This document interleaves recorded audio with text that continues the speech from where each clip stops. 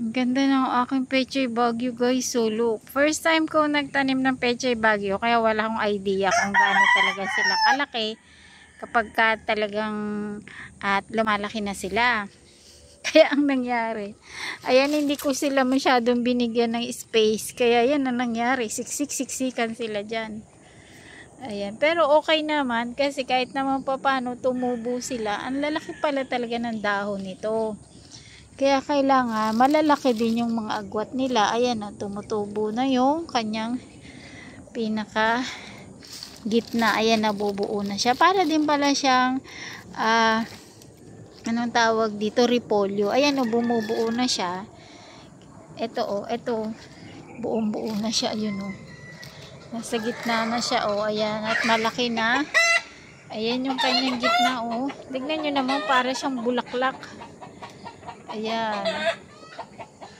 Ang dami nila nagsiksikan. Kaya sa susunod na magtatanim ako ng Pechay Bagyo ay medyo lalawakan ko na yung kanilang mga pagitan para naman mas makabuelo sila. Ayan.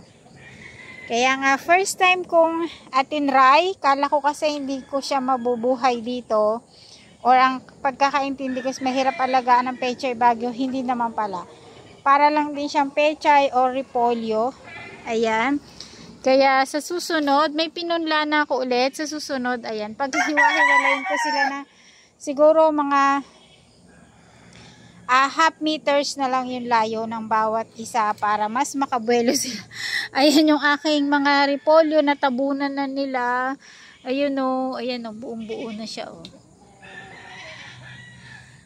diba?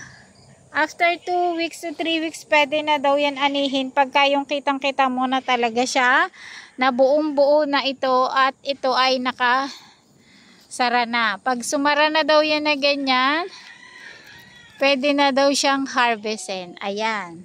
Kaya guys, abangan nyo ang harvest ko sa aking first time na tinanim na ating mga Pechay Bagyo. Ayan.